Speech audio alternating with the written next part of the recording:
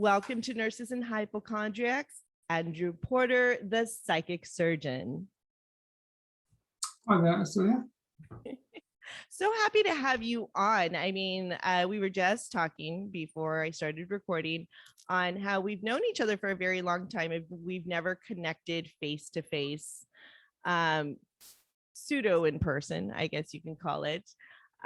Because we're on the same Facebook sites, and we were connected by Dr. Terry, right? Dr. Palmer, yeah, that was Dr. Terry Palmer. That was really feels like a lifetime ago to me, actually. So true, yes, because I connected with him in 2016. I found him on YouTube, and then I did get a service where I think we're just training with him at the time. And he was doing some experimental work, and then but before that I had gone to London to meet with him because I had found him on YouTube. I was like very fascinated, and I was studying the paranormal, and like I told you, I had gone to an exorcism with one of my screenwriting teachers, and I'd done all this wacky stuff, and I happened to be going to London, and I met him right at a train station, which was super fun. Because he was on the way, he's like, I've got to go give a lecture, and he was like going to Leeds. See, I still remember. So Right. I went to this the Museum of London right in front of the train station. So I was like, he's like, come meet me there. And I was like, okay. So I met with him for like 45 minutes, and he gave me his doctoral dissertation, which was super awesome. And it was such a great connection. And I loved the book because it has so much research in it, like peer-reviewed research from years and years way back in the 1800s and stuff, right? So how did you come into doing all this and meeting with Terry? It's a good question, really. So for me, how I kind of got into this was, it kind of got into me, I guess, really. So I kind of was going through a bit of a tricky divorce at the time, and then moved house, selling the house as part of the divorce, etc. I had 2 children that were sort of time sharing between myself and my ex-wife at the time. And then I moved into this house, and literally like everything went wrong in next to kind of like 2 weeks or something, basically. So wow. So I mean, I wasn't spiritual, I'd never been interested in anything spiritual. To me, it was just crazy people that you kind of see walking down the road, the kind of like tree hugging type personalities. So I was in that completely opposite world, worked in a corporate job, corporate life. Everything was non-spiritual, basically. And then the next thing I know, as I'm walking through the front door of the house every night, I start to get goosebumps and started to see shadows moving around the house. And of course, initially, you just assume that that's not happening, and it's just some figment of the light or reflection or something. And things just went from bad to worse, really. So things started to move around the house, and the lights started to go on, and things started to break down. And then this was over probably about 4 or 5 months, I guess. And it got to the point where things were actually kind of getting into bed with me, and the covers were lifted. Yeah. And things were actually touching me where they shouldn't really be touching me. And I literally thought I was going mad, basically. And of course, all my friends at the time were all, again, corporate world, corporate life. I'm going to work telling these stories of these crazy things that are happening. And of course, they all wanted to come and stay in the house because it was like some sort of freak show that, you see on TV. And of course, the bizarre thing was they'd come on a weekend and stay, and we'd get a few beers out and watch telly. And whilst they were there, nothing would happen. Right. And then, of course, as soon as they closed the door and they drove off, guaranteed goosebumps back, everything starts again. So I kind of realised I was being played with, really. And I felt quite targeted, but I didn't really know what I was targeted by and why, and how to deal with it at all.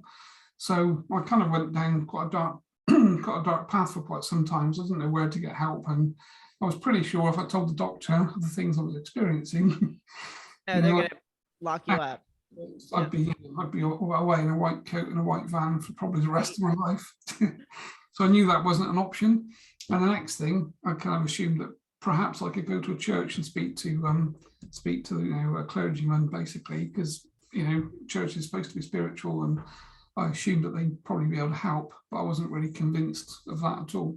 And then my now wife Jane, at the time we were just starting to sort of see each other and dating, and she said she knew a psychic that came into her hair salon. She worked in a hair salon, and she'd have a chat with her. So she spoke to this lady called Christina, and she phoned me up and said, you know, I can do an appointment for you. We'll look at the, you know, the house and you and see what's going on spiritually, and then I'll just clear you. And I was like, oh, cool. So if you can just do that, get rid of all these problems, then I can go back to my normal life, which never happened, obviously. Right. So that was kind of the start for me. And then I basically started to read books on spiritualism and spiritual things. And I started to get interested in what was happening to me and why it was happening. And spent quite a lot of time in Glastonbury in the UK. And Glastonbury is quite a hotbed here, really, of Right. sort of people. So it kind of draws in, you know, sort of people into witchcraft, occult practices, and obviously you've got the Glastonbury Tower on the kind of famous ley line. So for me, it was like only an hour's drive from where we live. So every weekend, just about, I'd drag Jane down to Glastonbury, and we'd spend time walking around these, you know, crystal shops, healing shops, talking to people, trying to find out why these things were happening to me. Right. Which, you know, was kind of that was my key thing to do, was to find out what was going on, really. And then I realised that effectively I needed to do something to stop this happening, because everyone would clear me, and then 2 or 3 weeks later, everything came back again. So I kind of realised that I couldn't keep paying people to do the clearings. I needed to learn to clear myself. Yes. As kind of part of that, I then basically moved into a crystal healing course, and then moved into Reiki and that kind of thing. And then when I got to that stage, Christina by now taught me quite a lot of the kind of protection principles in terms of through meditation, that kind of thing. And I realized that I could do that because I wasn't a great student, particularly because I didn't really want to follow other people. I wanted to do things myself. Exactly. So I was probably quite difficult for many people that I came across, because I was kind of quite self-led and quite intuitive in the things I wanted to do. And people would say, you need to put your hands in these special places and do this type of healing, which I basically didn't do. I just kind of did my own thing because it felt more right for me to do that than to follow some kind of guided principle. So sort of fast forward, then we kind of basically moved into a place whereby I sold that house because the house had it in for me, really. And then I dowsed it, actually. I bought some dowsing rods at one point and dowsed the house, and there was a ley line running through it. So it would just the copper rods would open completely and just straight through the middle of the house. And then I realised, I'd read that spirit travel on these lines. And of course, whilst I'm lying in bed, effectively, there's this motorway of spirit running past all the time. Hence, I was psychically open and getting connected to these things and discarnate spirit and having odd thoughts and, you know, all that kind of stuff. So I was quite lucky, really, that I kind of managed to hold it together long enough to understand what was happening and then to start following some type of spiritual protection. And then I kind of ended up basically going on different meditation courses, you know, started to move forward from there. On my last Reiki course, I was introduced to Chen, who is my guide now. And the person that ran the course, Anne, said this little chap's here, this little Chinese chap who's calling himself Chen. And she said, he's got like a long beard, etc. And she said, he's saying that he's going to be with you to do and perform psychic surgery and clearings. And of course, at the time, I'd only just finished Reiki 3, effectively. So I just laughed and thought, you know, whatever, really. So I wasn't really convinced of that conversation. And then when I started to do some of these trance workshops, Chen started to come through. And, you know, over the course of a year, I got to the point I could like let him in completely. He'd stand up and walk around the room using my physical body and talk to people and that kind of stuff in this kind of safe, protected sort of trance medium group, sort of a development group. And then he basically said, right, we need to start healing. So I had a shed in the sort of yard at the time, and then friends and family would come in, and I just basically put my hands on them. Chen would take over. He'd do what he called psychic surgery, and then we'd look at the results, and things seemed to be quite preferable. And so I've been doing that for probably about a year, I guess. And then I created a website. Yeah. Do that type of thing. But I didn't really know exactly what I was doing, to be honest, because Chen was just taking over. So I just gave him my time, really, and body. So right. He'd just take over, do things. And then we started to have clients come to see us that were hearing voices. And I put my hands on. And Chen quite often would then speak to demonic entities that were possessing these people. And he basically asked them initially to leave. And if they wouldn't elect to leave of their own free will, then he'd basically as he called it, he'd detach and remove them, and then they jump up off the couch and they'd say their voices had stopped, or the next day Yes. they said my voices have stopped. And I thought, oh, it's really cool. I didn't really know what was going on particularly. So I started to sort of attract these types of people then. So, this is what happens, isn't it? They just find you. Yeah, I mean, I have a website, but, people were starting to come from all over the country to see me. So, I'd think, wow, someone's coming for like a 4-hour drive just to come and sit in my shed in the garden. It's happened to me. Someone came from Arizona, drove 6 hours. I do various different techniques, and my story is so similar to yours. Like, I just started to hear things and feel things, and my intuition just guided me to certain people.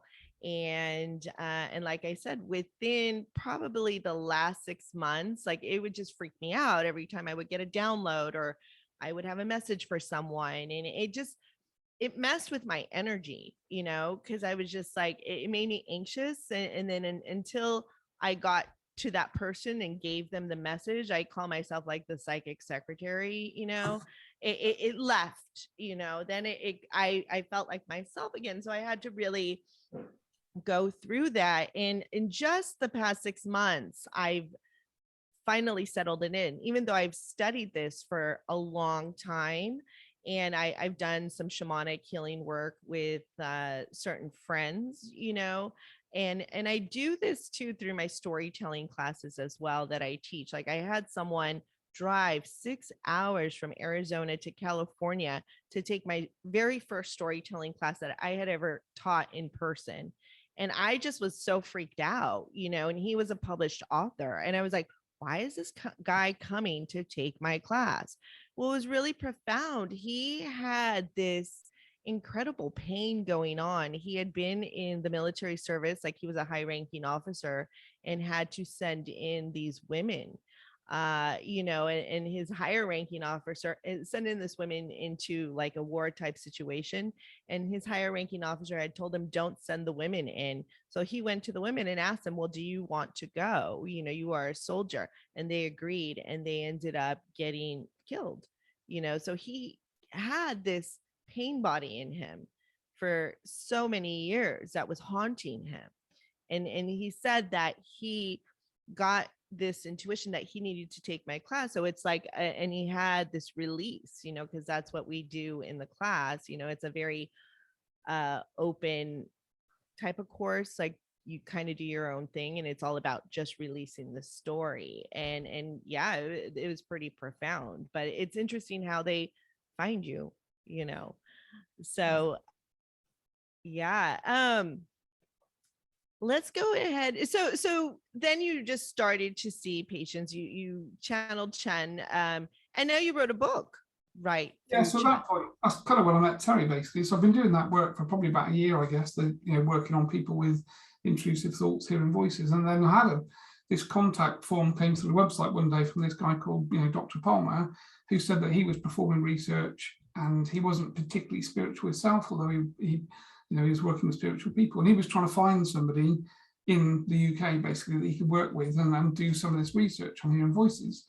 And obviously there wasn't many of us, basically. So we had a call, like a YouTube call, and we kind of hit it off and had quite a good conversation. And I basically offered my time, for free, and said, "Yep, okay, I'm happy to work with you. And if you just bring me the things that you want to do, I'll do my part of it from a kind of medium perspective, psychically."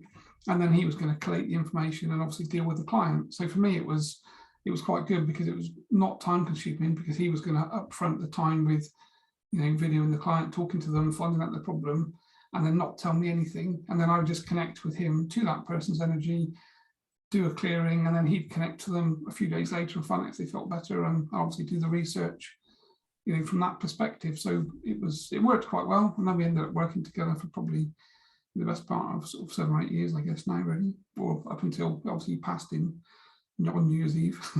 Yeah, that was that. I mean, I remember seeing his video that he had posted, and I just was like, oh my gosh, I hope he makes it through. I thought he was going to make it through. I kind of felt that, and then all of a sudden, he didn't, which was sad. I mean, I went ahead on my newsletter. I paid homage to him, and I thought he was just such a.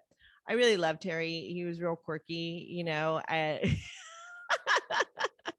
you know, but he came at things through a psychological perspective, which I liked, which was through science and psychology, and not so much through spiritualism, although he did have a lot of that research in his book, which was very, very interesting. And like I said, reading his book really helped me understand a lot of things that were going on with me at the time, in coming into my own, I guess you could call it superpowers, because like I said, in about 6 months ago, I wrote this blog about heroes. And I just intuitively wrote it. The next day I had a patient come in and his name was Hero. Well, So he's been very fascinating. He does come to me psychically too, and I've talked to Paula Fenn, who's been on the show, about that. And every time I see him in clinic, he gets a little bit better and better with what's going on with him. I think he suffered a birth trauma, and every time his mom comes in, we talk about this. And I told her, I go, gosh, he's been such a great guide for me as well, to come into my own hero superpower. Like, this is who you are, So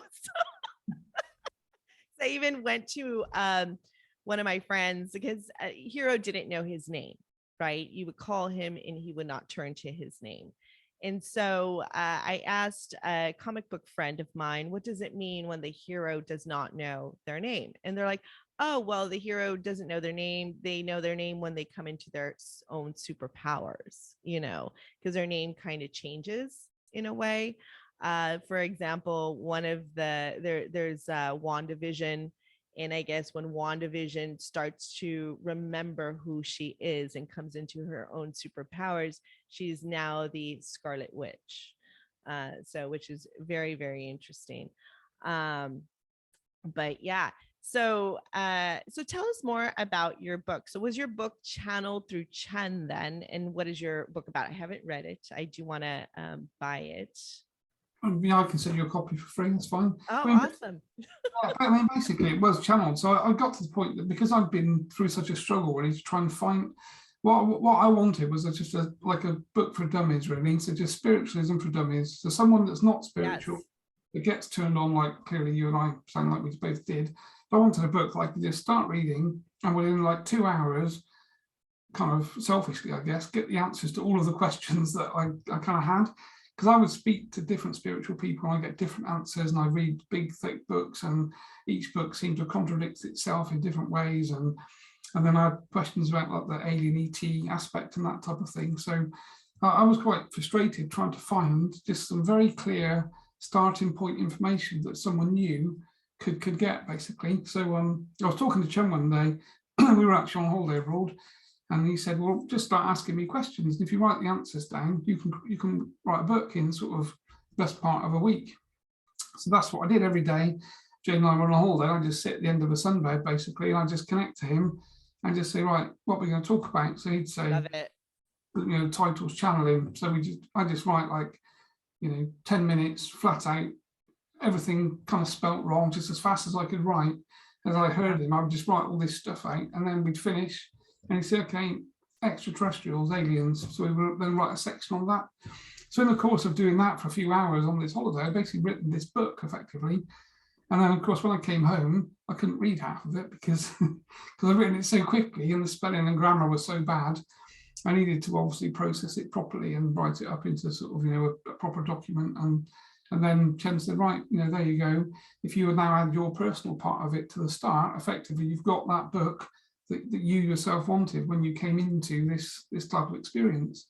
So it sat around for ages before I did much with it. And then eventually I obviously basically self-published it and created a cover and that kind of thing. And now when I do appointments with people, I send them a copy of the book, so that in my world, anyone that was in the position that I was in that just wants that 2-hour read to get their head around what's going on, which there's a lot of people that do. There's a lot of people now. Yeah. Yeah, we could talk a little bit about that and what's going on, but I think it's great. But that's how, did you know that the majority of authors That's how they write. Their books are channeled. Oh, So I have a friend. I had a friend when I got into writing, and I connected with him one day. I took a class from one of his authors, and he was at this book event, and we all went to go have drinks after, and I immediately latched onto him. I was like, "You're my new best friend," and we became fast friends. And so he was an editor of this small publishing house, and he would have to go to set up these book readings at bookstores. And a lot of times he needed an audience, so he would always call me and a few of other of our friends, and we'd be the audience. And so I would take the opportunity to ask these authors, like, where do you get your stories from? And they would say they channeled them. 90% were channeled, you know. And I've gotten stories channeled, and I had to stop writing them because some of them were fiction, and all of a sudden they would start playing out in my reality, you know. And so and that was very, very interesting. So I try to not write fiction, but there are, now that I do understand some of those stories, I have to go back to them, and I can kind of rewrite them and stuff. But it's exactly the way that you are saying it, where they get this boom channel. I mean, I just had Chris Sinatra on, and we were talking about time travel, and he gets the downloads, of books as well. And for me personally, now I have like people from the other side who are lined up with their projects, and I'm just like, I have my own project. I mean, they kind of coincide, but it's very interesting, and they, like, a family member will come to me and be like, this is what I want to do. And I was like, okay. And then so I'll start channeling that person. And so a lot of these artists are artists. One of them's a songwriter, and one of them is an artist. And what's happened is they're not remembered. They've not become immortal, like Jean-Michel Basquiat, he's immortal, right?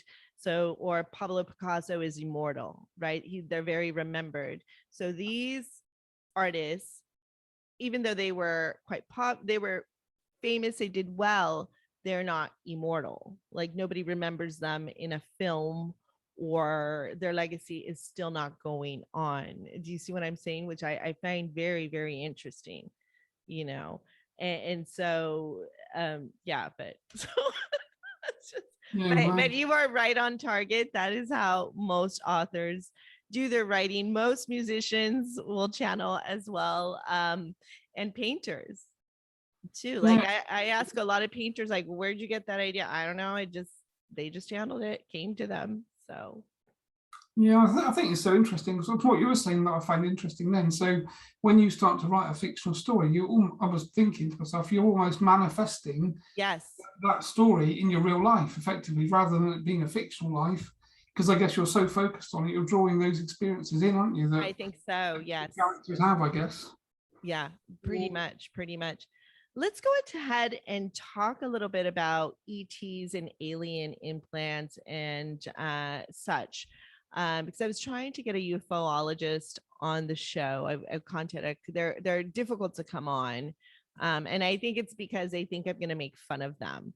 So that I don't take them seriously, because it is a very touchy subject, especially for people who have had experiences where they've been abducted. Have you had any abductees contact you? Yeah, I've worked with quite a lot of people actually that have had that experience.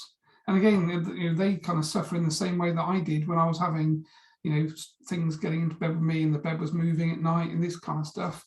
Things that you see in films that you just assume isn't real. I was kind of having that in reality. And then when you start to tell people, everyone thinks you're completely crazy, obviously. But the bigger problem is there's no help, because no one advertises services to those sorts of clients or people, really, which is why I kind of ended up doing what I'm doing now. So I've got a lot of people, some of the stories people message me with, I've seen a lot of things, obviously, and read a lot of things from, the weird to the wonderful type thing. But the kind of ET and the UFO thing is the interesting thing, because they all seem to have the same summary of the story. which is what makes it interesting from my perspective. So some people that are schizophrenic and or have done a lot of drugs, heroin, hard drugs, some of the things they talk to me about or write to me about, are kind of very weird and wonderful generally. But people that have had abduction type experiences and claim to have implants in their body, that kind of thing, the stories are always very similar. And of course, because they're not known to each other, from my perspective as the kind of receiver of that information, it gives it more validity, really, that people all across the world in every country just about is having or are having some type of similar experience that they can't really understand. And then of course when it kind of channels into people like myself, it becomes like a day-to-day conversation that it's just normal, even though it's not seen to be normal by the kind of wider public, really. I agree. I mean, if you have a large scale of people talking about the same story, there's something going on, and the general public just kind of sees them as woo-woo. And I think it's because how can that be possible? And I feel that the abductions maybe just don't happen as they take the body out, although I've heard some stories like that. I feel that it's more of a mind thing, to where like I read, and I've talked about this book before. I read this book called Galileo's Dream, and it's a huge book, like 500-600 pages. And in it, Galileo goes to another planet, but he's doing it through his mind, and he's having these seizures, and then he's gone for quite a while. But in real time, he's only gone for like 15 minutes or an hour or overnight or whatever it is. So I believe that it happens that way somehow. And I don't know. That's just my theory of what actually happened. So what have you found? Like, how do you think that the abductions actually happen? Yeah, so I've had similar experiences myself, obviously, because of what I do. I'm engaging with quite negative entities. Yeah, me too. Yeah. Mm-hmm. And that kind of thing. So, quite often at 3 a.m, I wake up and the room's cold, and I'm having like some horrific dream generally that I kind of come to, and then psychically I can feel there's something in the room. And I used to scream help basically in the old days. Yeah. Now I just speak to Chen and say, can you remove whatever's here because I need to get some sleep. I'll turn over and go back to sleep again. So for me, this crazy world's been so normalized that I just experience it in a normal way. But I used to have things or experiences where I would wake up and I'd be kind of in some sort of sleep paralysis. So I knew my body was there, but I wasn't connected to my body, and I kind of knew that. And I would be having like a telepathic conversation with some other entity, or in some type of duel quite often with some other entity, so some type of battle basically. And I'd be screaming to try and get back into my body, in my mind, and I knew I was lying in bed, but I couldn't get in, and I felt I'd been pushed out of my physicality, if you like. And then one day I woke up and I had like a big lump on my back, and it's still here actually, but it looks like a chip, the sort of thing that dogs basically, like a sort of cylinder, like a round cylinder about kind of, I suppose it's like probably a half an inch long, and it itches quite often. Oh, wow. But I've noticed it itches when I'm active, sort of psychically and spiritually. So I talked to Chen about it after I had it. I woke up one day and said, Jen, God, I've got this really like itchy lump on my back. And she looked at it and laughed, and she said, you've probably been chipped. So we laughed about it for days, and it didn't go down. And I said to her, there's something wrong, it's some sort of lump, I probably need to get it seen, basically. And then she put her fingers on it, and you could feel it like moving around, and then it seemed to go deeper into the skin, and now there's just like a tiny little lump effectively. But most of the time I don't actually know it's there, and then occasionally when I'm doing certain things I can feel it itching, so I kind of know that it is active in some way.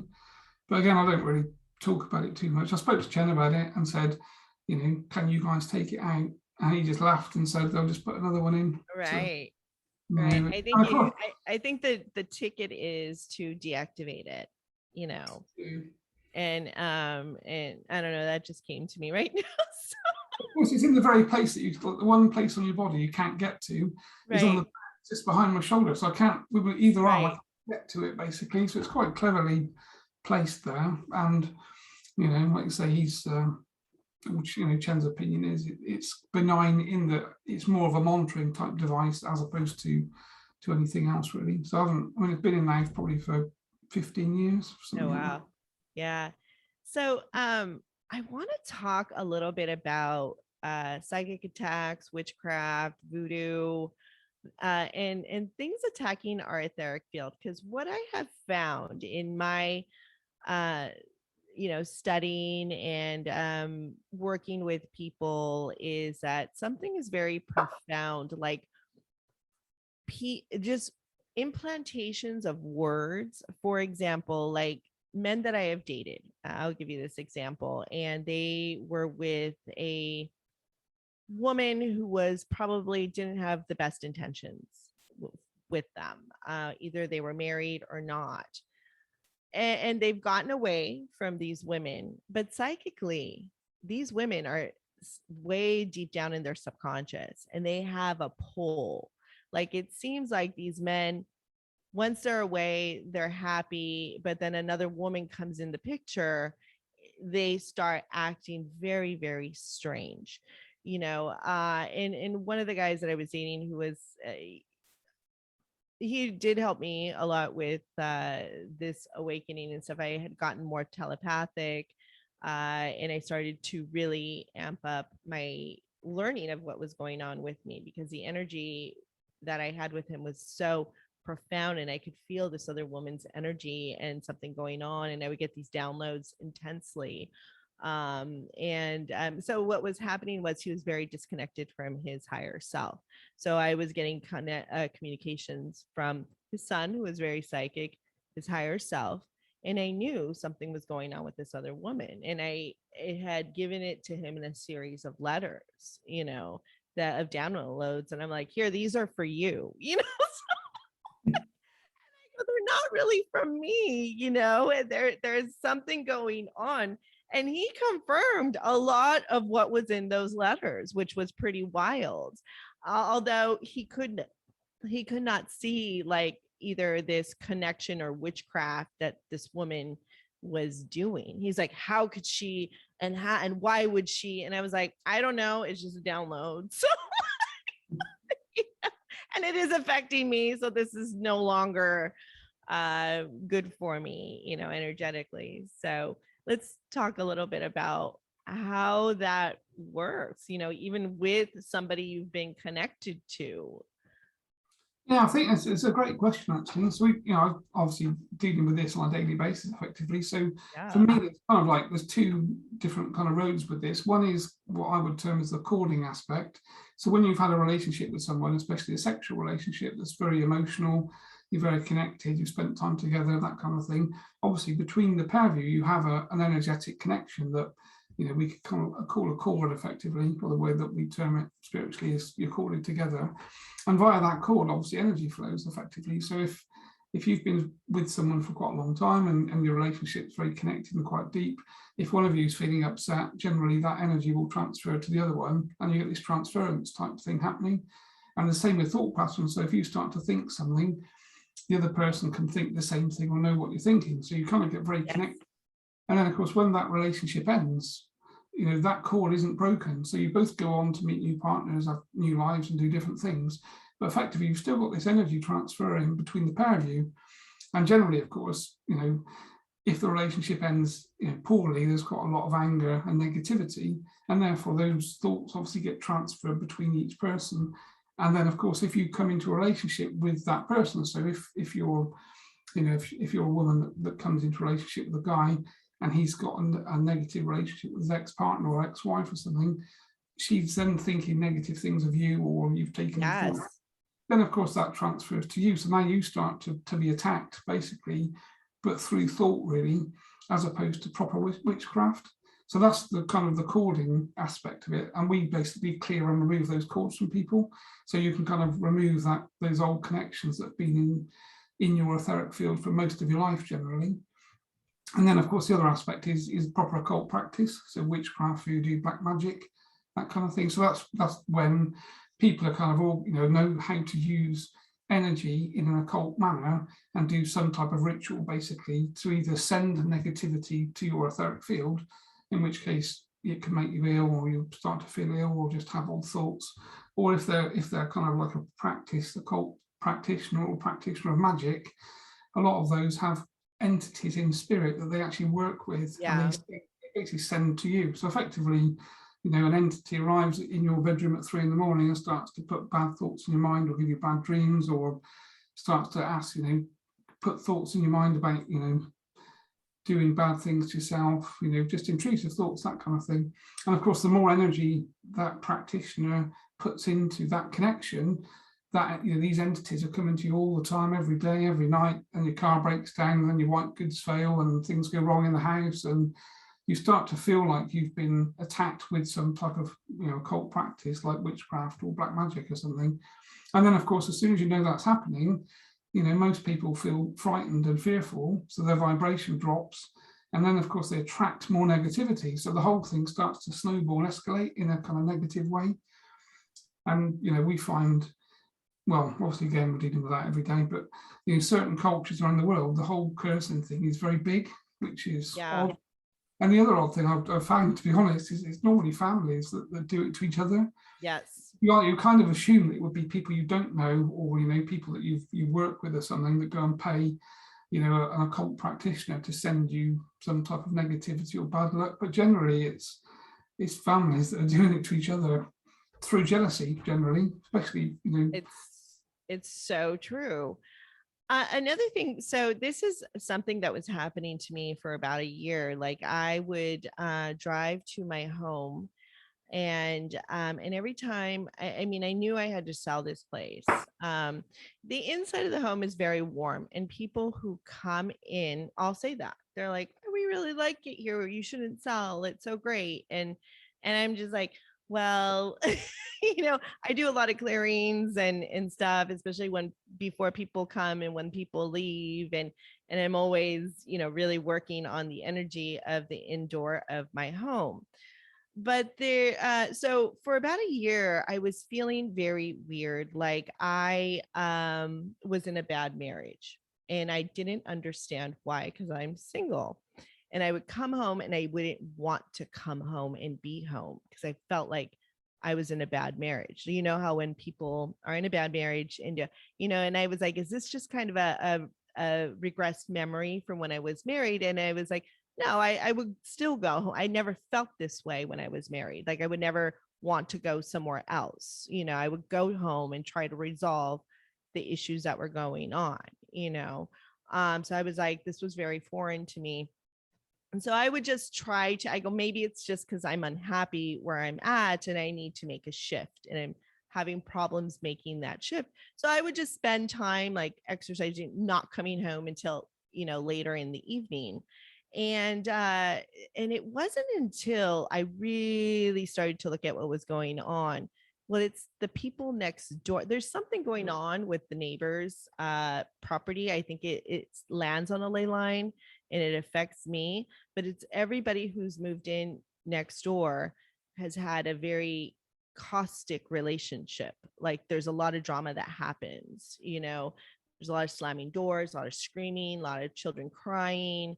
And I was like, oh my gosh, I was living in their reality, you know, which was really creepy to me. And it's until I found what was going on, and I just snapped out of it, you know. And my home is on the market now, but it's fallen out.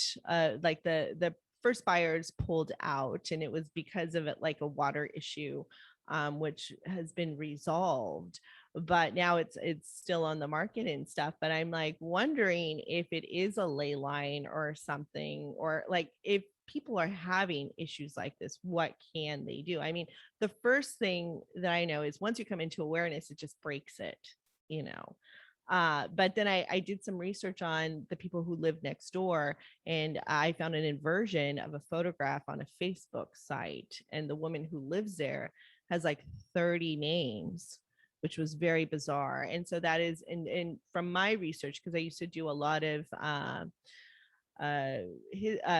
research into demonic possession, you know, reading what Catholic priests were doing, which I found very interesting. And it was part of a book that I was writing, a fiction book about a teenage drummer who was coming into these powers and speaking to people on the other side. And he was just like, it is very much my story, trying to like, what is going on in my life, and I wrote this book in 2013, and it's a YA book, young adult book. But I was just very fascinated, and it creeped me out because this woman, when she sees me, she calls me a witch. She right, she calls me a witch. She tries to rebuke me. She calls me Lucifer. And all I want is peace and quiet, and that's all I've complained about. So, which is very interesting. They're always coming on to my side. It's a boundary issue, right? But I found it very fat. Anytime I see an inversion, I was like, oh, we know what's going on there. So can you talk a little? I heard you on another podcast talking about inversions. I had a discussion with an actual witch who was on this show about inversions, and he didn't agree with me. He's like, oh, is that what you think, you Catholics? you know Yeah. but he practices very, he doesn't agree with a lot of my practices, and because he's one of those people that's very, this is how you do it. And I'm like, no, you can develop your own, and I don't do well with people who just are kind of like in a cult and just focus on one thing. There's so many different tools that you can use, just like in medicine. There's not one avenue, there's so many. But what can you speak to that, like, of these demonic possessions? Yeah, I think it's really interesting what you just said. I mean, my opinions on things are very like yours, I think, really. For me, everything is energy and vibration, basically. Yes. Your intention is key. So if things are going sort of badly wrong in your life and you're not creating them, then you're obviously living in a vibration that's negative, and it's negatively affecting you effectively. So it's just how you change that vibration. And the same with people like that. Again, I do quite a lot of clearings for a lot of people that do witchcraft. I also do quite a lot of clearings for people that do demonic work as well, that are working with demonology and that type of thing, because they get themselves into situations that they can't get out of, basically. By agreeing to things that they probably shouldn't really agree with. And then X years down the line, they end up normally pretty ill with quite a negative life, and then they start to want to kind of rescind a lot of the agreements that they've made with sort of demonic entities, which means they need to find someone that can talk to and can connect with those demonic entities to obviously rescind those contracts and things, which generally sort of ends up at our door, really, which I find quite funny, because effectively they've been following the other path, the opposite to the one that we're on. But they're unconscious of it, because I'm working with someone right now, and I'm being very gentle with him. So it's been a series of several years that we've been working on it. And he first, again, started taking my storytelling class, and then I did a past life regression on him, and then I did another spirit release, and he just he's just doing a lot of really bad things that are really not good for his life or his profession, right? And it keeps getting worse and worse and worse, and he's going to self-destruct. So I was talking to this entity who would not leave. First of all, I was talking through another, like his 5-year-old self, who was speaking to the entity, and he was like, he doesn't want to talk to you, he can't talk to you, he's too busy right now. And I go, well, what does he want, what is he doing? He goes, he wants to kill me. And which is the self-destructive pattern. But we went into the sewer, like this little child took me, I kept going deeper and deeper into hypnosis, and I was like, where are we? And he's like, we're in the sewer. I was in the sewer of his mind. It was wild. But the funny thing is, when this person who is a friend of mine came to, he was just like, no idea of what he was doing, of his self-destructive behavior. It was so unconscious. I just was floored, because I've seen this time and time again with like alcoholics. They don't realize how much they're drinking. It's such an unconscious, pattern. And this is one of my things that I really love to see in people, how unconscious they are, with either the things that they say or issues that they have. Like this week, I even had a recruiter who kept calling me at 6 a.m. And I kept telling her, it's 6 a.m. here in California. Can you please be conscious? She didn't care. She kept doing it. And so I called her just to see, I was like, why do you keep calling me at 6 a.m.? She's like, oh, I had to go clear across town and get an allergy shot. That's why I have to call you so early. It doesn't make any sense. Do you see how unconscious? It was just like, what is going on? I think again, it's like boundaries, isn't it? It's, where you put that boundary basically, and Yeah. making sure that people get pushed back past that boundary point for you, because we've all got our own opinions and choices, and the boundary is clear. But I think, coming back to what you were just saying, I think a lot of people have, I think, low level like possession basically. Yes, that was my friend in the sewer. There is a possession there, and so we're tag teaming it with another person who sees this person all the time and is with this person and knows what is going on, though he doesn't know that he has communication with me. So it's almost like working with Chen, but with another person. So we're like slowly bringing him out of it, and so probably another session or two, and it will just like boom, but it's just, it is definitely a form of possession. And what also happens with me, and I don't know if it happens with you, I tend to get all of a sudden get articles and it pertains to what I'm doing, which is so wild, because the other person told me, oh, such and such happened and it was pretty intense. He's like, I couldn't believe this was happening. I go, oh, well, I got this article and it's because, and it was due to a child trauma. I go, this article laid it out, and it was about serial killers and how their mothers they will recreate the trauma that their mothers had done to them, which is pretty crazy. So it's almost a possession of the mother, or that whole thought form or reality that is now living in their subconscious somehow. So it's all very interesting. Like replayed behavior or learned behavior, whereby if you grow up in some crazy family or crazy situation, to you, it's just a normal thing that you do. And then, of course, if you extrapolate that into the wider world, the things that these people say and do aren't normal for the rest of us because we haven't had that experience. Right. And quite often, I find working with some people, they've got large numbers of generally like discarnate spirit attached. So if they live around hospitals and spent a lot of time in hospitals or graveyards and things, there's quite a lot of attachments. And of course, those attachments over time start to come through and put thoughts in that person's mind, and some of them start to take over slightly. Or if that person's doing substance or alcohol and they're kind of not completely in control, the discarnate spirits have an opportunity then to kind of almost take over, basically. Yes. And then, of course, the person wakes up and can't remember the bender that they were on, the things that they said and did, and quite often it involves like sex and violence generally. Yes. And this is the situation that I'm dealing with my friend. It's just really not good stuff. Like I said, we were in the sewer. So, which I think is very interesting, but it's slowly resolving itself. I do feel a positive resolution with it. And he's been to psychiatrists. He's been to, it amazes me. I was like, you should just pay me, so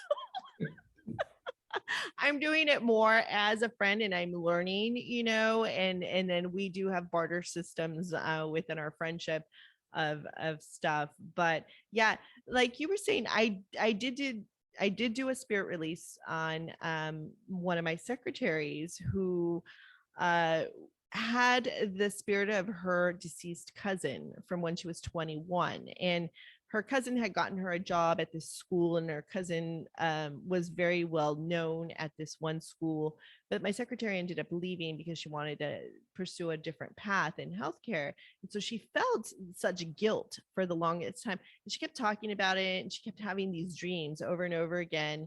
And so then she started to speak to me, and I go, well, and I just released her. She was ready, and that was a very easy, quick release, and I did, one of the things that she was mourning was that she never got to say goodbye to her cousin. And so my secretary is psychic as well. She gets a lot of dreams and she's going through this awakening, and it's really freaking her out and helps talking to me. And then you're going to die when I tell you this. I just found out one of the doctors that I work with, he's also a shaman.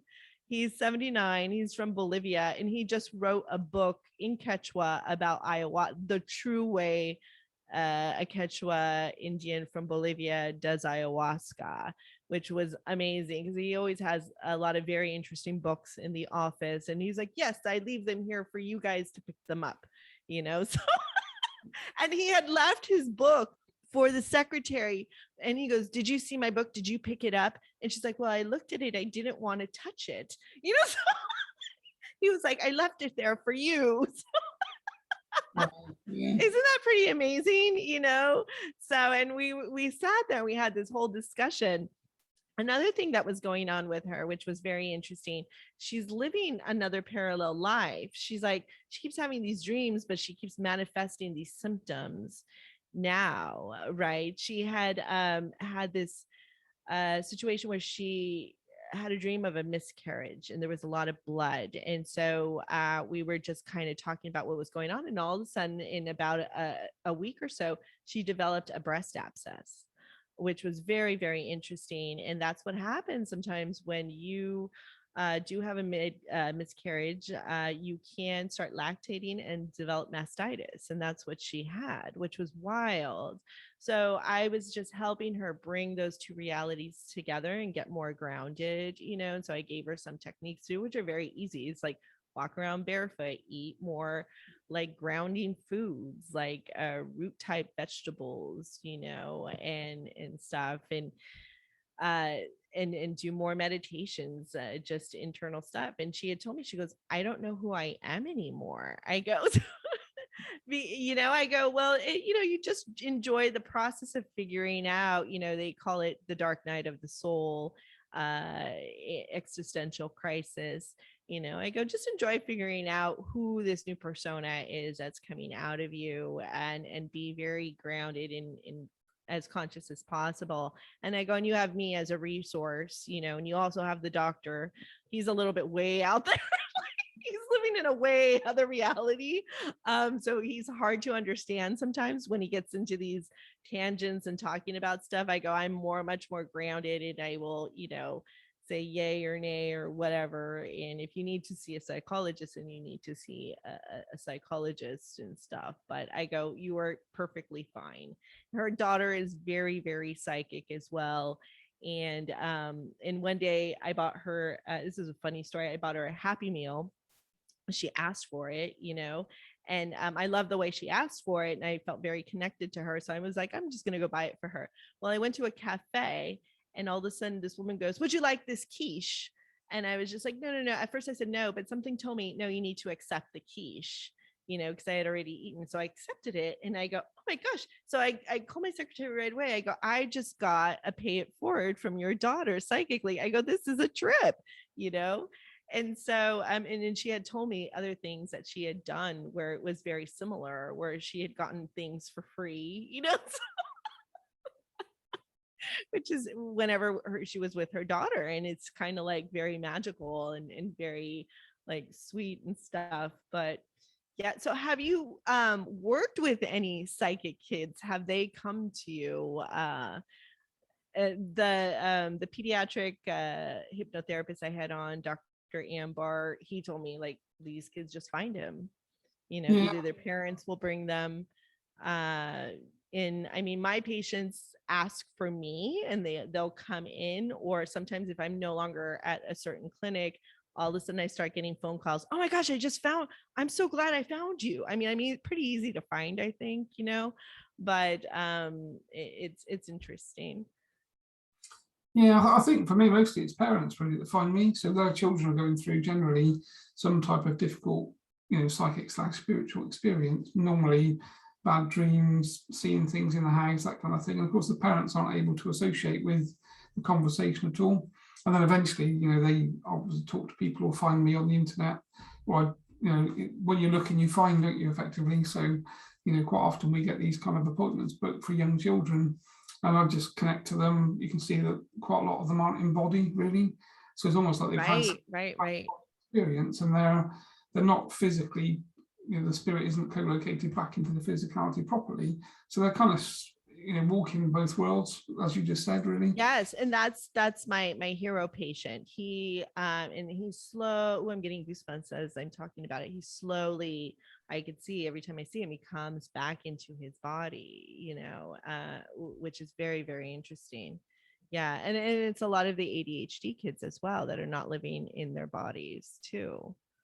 Yeah, and I think, so, I think once we've cleared them, or, sorted the out of body experience out and then cleared the house, so there's no spirit roaming around the houses, they obviously stop seeing things. And then, when they go to sleep, they feel more calm and grounded, and don't wake up in the middle of the night screaming and things. So we see a lot of, people like that. Of course, the parents are normally sort of besides themselves with stress and worry, because, their children are exhibiting some sort of experience that they're not able to associate with, and they see it generally to be, a worrying thing, because everyone is these days, is worried that children end up on, sort of antipsychotic medication or get sectioned. Right.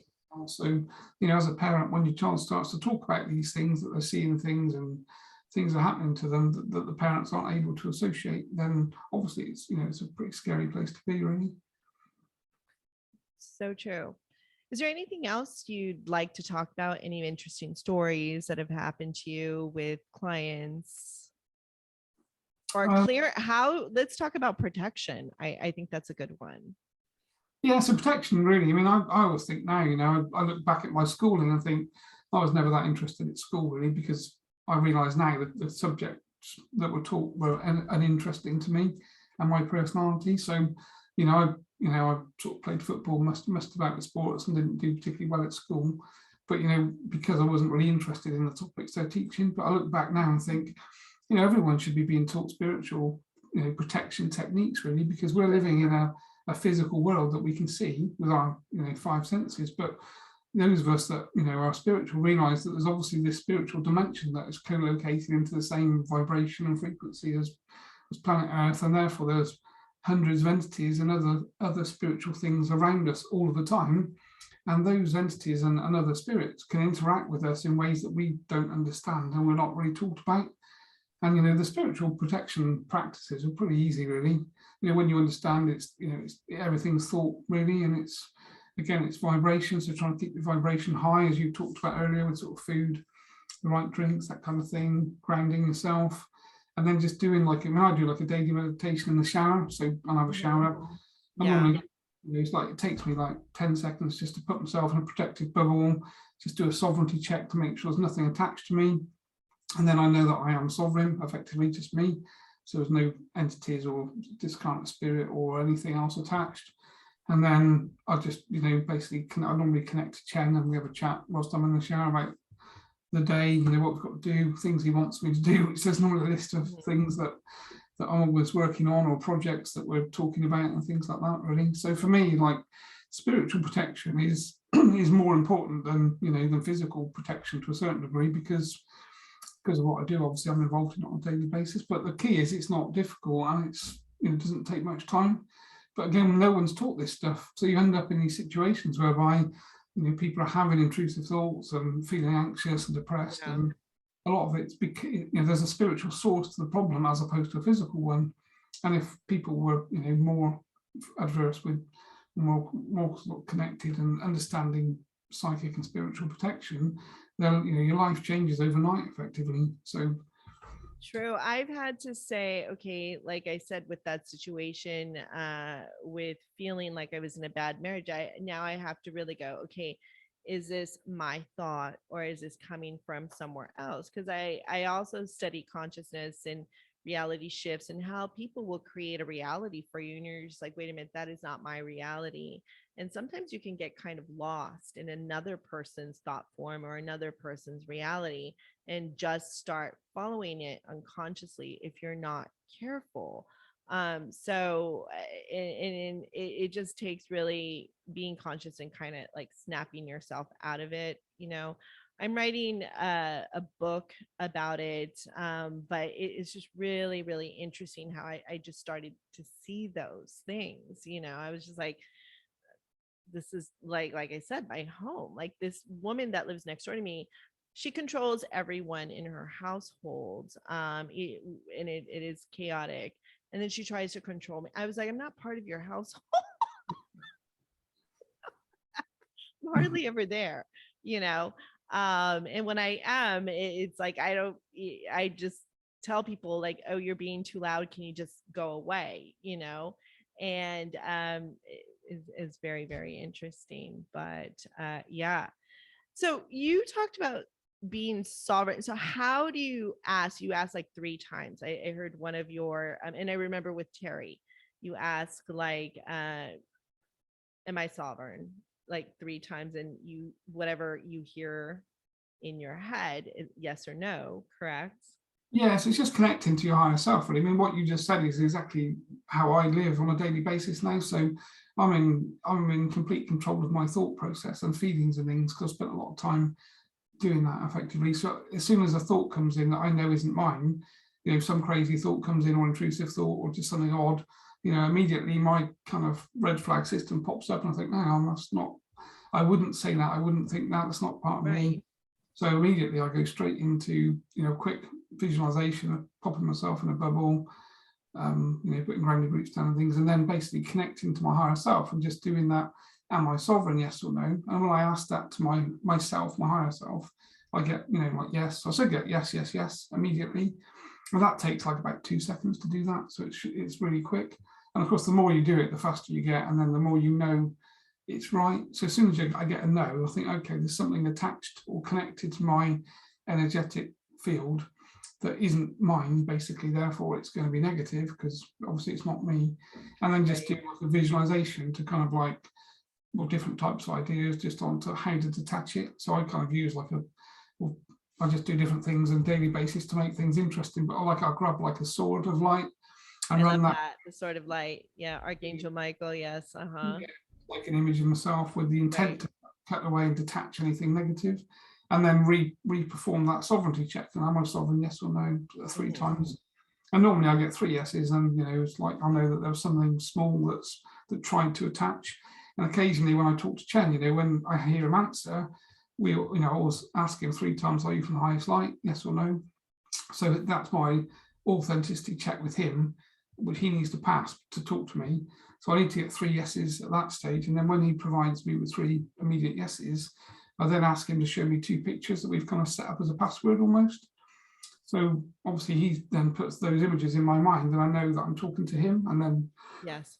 kind of happy days we carry on. But obviously, if you have some sort of imposter that's trying to, change that connection, or trying to connect with me that isn't Chen, they'll fail on one of those tests. So I know immediately that it's not him and it's not positive, and therefore, sometimes I talk to negative stuff just because I'm bored, and I don't mind doing that. But then normally just, Well, you learn, and it could be another book. It's like, yeah. what are these negative thought forms, or what are these? See, I'm channeling for you your next book, or whatever these other realities that these people are creating that all of a sudden you think is yours. Like there's a movie that just came out. I'm not sure if it came out in England, but it's called Don't Worry, Darling. And it's about you should really watch it. It's Olivia Wilde is the director, and it's about it took place here in Palm Springs, California. And there's an alternate reality, kind of like the Matrix, that is created, and it's this perfect reality. And you find out that it's not what it is. I don't want to ruin the movie for you, but it's really very, very interesting. And I related a lot to it because, like, when I was married, a same situation occurred. Like, we were in a pre-planned community, and everybody was perfect there. Like they had arranged, like, oh, these are your neighbors, and these are, and they had all these professional people in this. It was very profiled. It was very bizarre. And I thought that I wanted to live there, but then I was like, well, this is it, and it was really creepy. It was a very keeping up with the Joneses type of culture. But it happened in that movie, and I was like, wow. And it was very relatable to me. But it's really interesting on how someone could suck you into something and you're not aware of it, almost like a cult, and you're just like, wait a minute, these are not my thought forms, or these are, this is not what I want, which is very, very interesting. But cool. Yeah, Well, this has I been, find quite often actually talking of that whole cult kind of concept. Quite often, clients or I run meditation groups and things online, and Chen will come through and talk to people and that kind of thing. And I'm always surprised at how fast people kind of give up their own autonomy, really. yes, but they're not, I don't think they're aware of it, and sometimes I had this discussion with a podiatrist one day, and we were talking about reality shifts in consciousness, and how some people are just on automatic pilot. And I go, I don't understand why people just go into automatic pilot, and he said, oh, it's just because it's easier. You don't have to think. You've all of a sudden turned into a robot, which I'm seeing more of. People are kind of turning into zombies, non-player characters, or robots, which is a lot of my neighbors in my other home that I live in, are kind of like that. It is really creepy. I see, it's almost like there's a movie playing out. It's the same scenario, same people doing the same thing over and over again, over and over. It's really creepy to me. So Yeah, I think I'm obviously living in your reality, because I have the same thing. I was talking to Chen a while back, and he said, one day there will be zombies, and we relaxed. He said, well, what do you mean? You need to clarify that. He said, no, people are losing touch with who they are through media. And he was saying that technology is moving so fast now that it won't be long, or you could be interacting with a hologram and you won't know it's a hologram, and people will have actually detached from each other to the point that through AI and technology and technocratic stuff, we actually lose humanity basically if we're not careful. Right. And I think that's what's going on, is a lot of detachment, or you just hit it. You just hit it, a detachment from the higher self, because and people are just doing things that they don't want to do, or they don't know how to shift and get out, or to shift and get out of what they're doing and change. It can be very dramatic, and sometimes there's a period of discomfort, and I don't think people like that, and that is part of the awakening process. I mean, what I get a lot, and I don't know if it happens to you, is I get a lot of people speaking to me from their higher selves, from the subconscious mind, and then they forget that they've told me what they've told me, which is wild.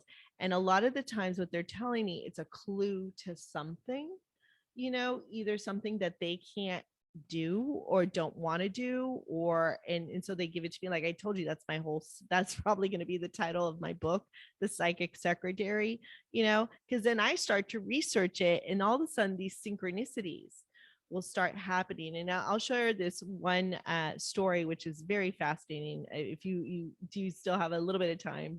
Yeah, no, fine. Yeah, perfect. Yeah. All right. So my co-producer wanted me to share this story. It is pretty profound, and I'd love to hear your take on it. And I did share it with Paula Fenn, and she was like, "You're definitely living on a different reality." So I was on Bumble one day, and Bumble is a dating app, and I connected with this one gentleman, and I had connected with him years ago, and I didn't go out with him because he was going through a divorce and had small children. So now we connected again. This was in June, and he lives close to me. So and he's on my Facebook page. And so I went to the Facebook page and just to see what was going on in his life. And I saw that he teaches chess to his students. He's a teacher. And I also listened to a podcast that he was on. And so I contacted him and said, hey, why don't we just go have a cup of coffee and just meet in person? I think that would just be really nice as friends since we live so close together. So he agreed. So we were there, and again, I was getting a book that he needed to write, and it was about chess, and it was more about empowerment, and it would be great to write for children, because there's so many things about sports, not very much about how the game of chess can actually help with like spiritual growth and things like that. So he did enjoy it. He said he was already working on something like that, but didn't understand how to put the pieces together to make it come into a book. Writing a book, as you know, is very daunting if you look at the big picture of it. So then he asked me to listen to this other podcast where he tells more about his personal life. So I listened to that podcast, and he's on that podcast. It's actually a professional newscaster that is doing this podcast. And I hear him talk about these two children, these two teenagers that died in a car accident. They were hit by a drunk driver. And all of a sudden, there's a lot of static, right? And I was just like, that's really bizarre. And the woman keeps going on with the podcast, right? And I was just like, she's a professional. She could have stopped, or she could have gotten that cleaned up by her editor. And okay, so I contact him and I go, well, I think these children, like, it's like a poltergeist. They're trying to contact you, trying to make contact, but for some reason and he's like, well, I don't know. Like, he got really weirded out. But I go, well, obviously, so all of a sudden, a couple weeks later, I go to a one-person show at the Hollywood Fringe Festival, and this man is talking. It's called Grief, a One-Man Shit Show, and this man is talking about his two children that died in a drunk driving car accident, and so I was just like floored. I was like, wait a minute. So I contact the guy I went on a date with. I was like, is this the same, story? He's like, yeah, that's the dad of the kids. And I was like, right.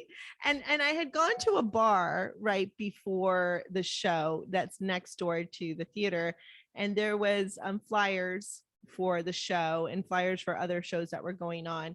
And right next to the flyer of this show was another flyer that said Coincidences. So it was another show called Coincidences, right? So I'm like, okay. So I tried to tap into the teenage daughter that died, and her name is Ruby. She's very funny. She again, I told you they want to be known, immortal in a way. So I tapped into her, and I hear my dad is a fucking asshole. That's what I hear, and I'm like, okay, it's not about them, so I go back, and she's trying to make, this is what I get, that she was trying to make contact with her teacher. She had a very close relationship with this teacher, her and her brother did, right? And they even had secret passwords. So and I could feel her energy, and I contact him again. I go, listen, I need to talk to you, and I had to tell her to leave me alone, because I already contacted him, and I can't, now it's up to him. So then he calls me in the morning, but doesn't leave a message, so I go on a walk, and I can't breathe, and I was like, and I was just like, and I'm talking to him, and I go, I don't know why I can't breathe. I'm on a walk. I'm sorry. I go, she's trying to make contact with you. She's excited that she's finally made contact with someone, which is me. And so he tells me more of the story and his connection, and I'm trying to figure out why I'm involved, right? And I go, okay, well, and I'm just figuring out, well, that's just the message, and it's just a connection, and I let it go, right?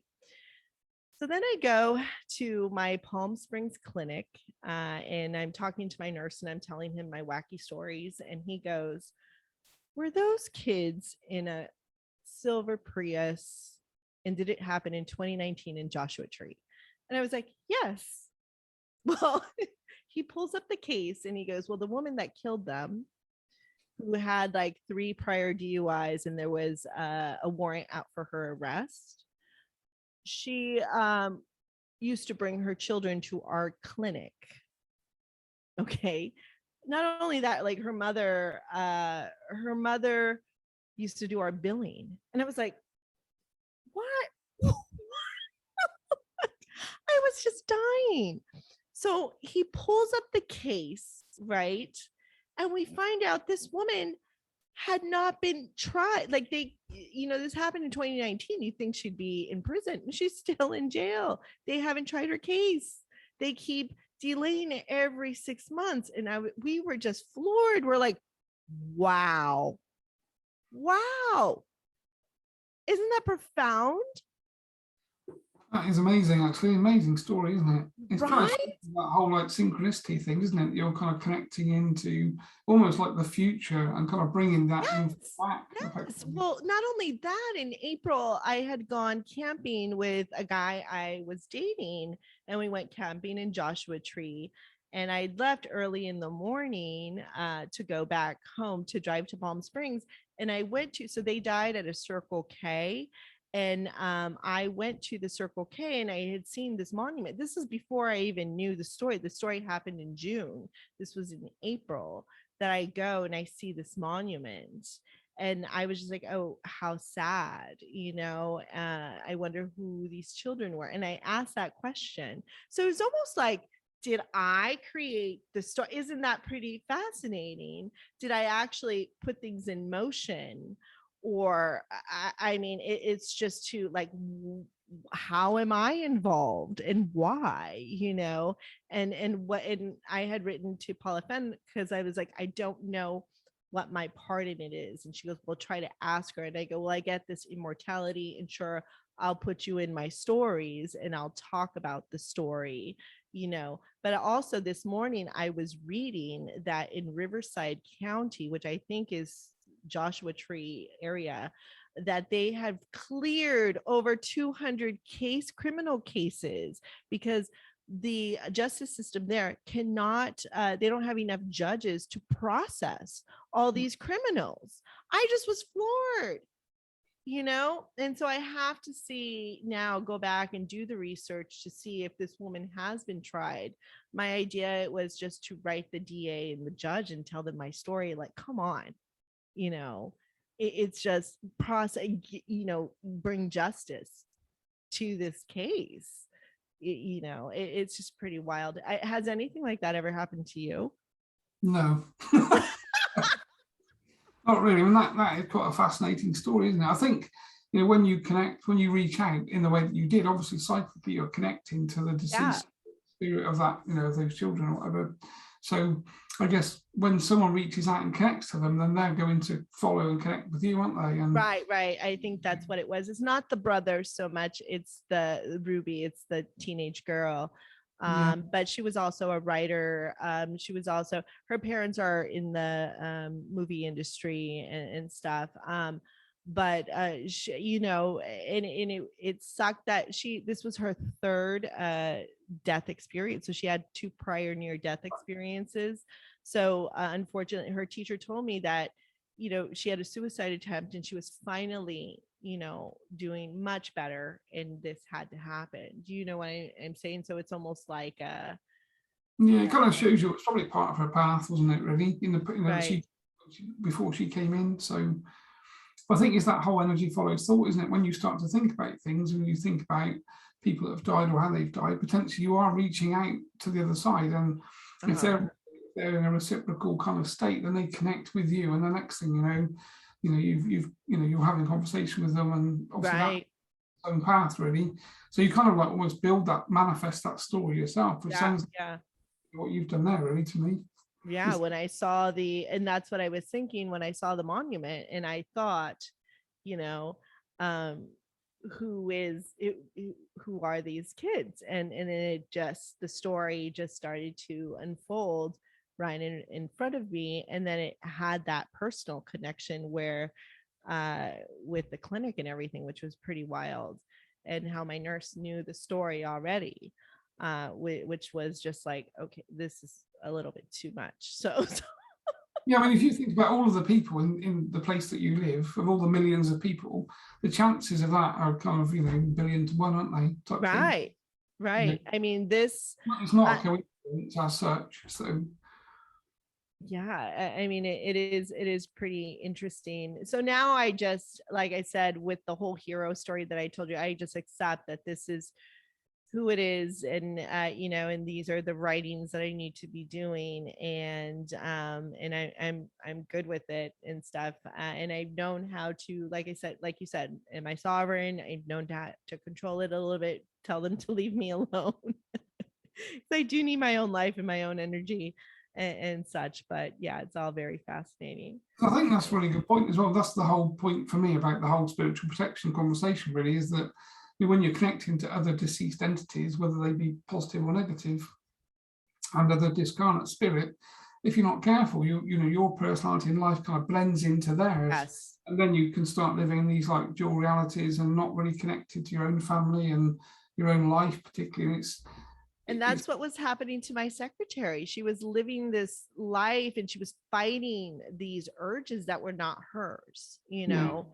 And so and she finally realized that. She was like, whoa, that was, you know, I go, that was your cousin's life. That was not what you want, you know. And I also see a lot of people that will, like, parents that shut down children, you know, especially in the creative arts. They'll be like, oh, you will never get a job doing that. And I go, that is not true. Do not tell anybody that you don't know. You're shutting down their path, you know, and you don't know what's going to happen with them. So I think that's what the school system, in my opinion, is designed to do. Actually, it's designed to shut down children and push them into, you know, here's the information that we're going to feed you, whether it's right or wrong. And I used to sit in history lessons and laugh to myself when I was young about, you know, you're talking about some of my history that happened thousands of years ago. And I used to think, but nobody in this room or on the planet today can actually back up any of this story at all. Because it's true. We're all fed it and we all regurgitate it, but there's no actual living proof that any of these things actually happened in the way they're described and taught. So for me, it kind of felt like the whole history of planet Earth has been kind of manipulated to suit the people. Yeah, definitely, to suit the system, the people. And this is why people just believe that they've been put on this planet just to be worker bees, go to work, you know, watch Netflix, go to sporting events, and that's their whole, have children, and that's it. And I was like, really? You know, so much more, you know, to what is going on in reality. And a lot of, like, the veil is now, you know, we're at that part of the Wizard of Oz where at the end, you know, we're seeing who the wizards are. I think that's the thing, really, you know, is that, you know, my opinion, you know, there's lots of things happening in the world that are negative and that kind of thing. And I just keep myself out of all of it, basically. I don't watch the news. I don't engage in the conversations about this stuff. I'm not interested in politics whatsoever, because to me it's just a controlled theatre, really. So I just kind of sidestep all of that type of thing and just focus on where I am, you know, what I'm going to do, and the change that I can affect in the people that I connect with. And just, if everyone does that, we all push each other, you know, sideways. And it's like the darkness is having a light shine in the corners that's never been there before. And I think it's an interesting time to be here, really. Chen said to me, said, you know, you're so lucky to be on the planet in body now, because this is like a monumental time in humanity's history, basically. It so is. I mean, it is a very interesting time. I mean, sometimes it doesn't feel like that, but I'm, you know, once I get grounded again, once I'm like, oh yeah, this is like super cool, you know, that it is a very interesting time. And I believe a lot of people are here just like sitting in the stands watching what's going to happen, or participating. You know, I think more people need to participate in a positive way. And because once you have co-creators, amazing things happen, you know, people on the same wavelength, really cool things happen. And it's very interesting. So but thank you so much, Andrew. Yeah, it's been really great. I've really enjoyed it, actually. So fun. Yeah. And we'll have to have you on again with your next book. Yeah, there's probably a few books, actually, now you've mentioned it. Right. Awesome. Cool. Thank you. And until next time.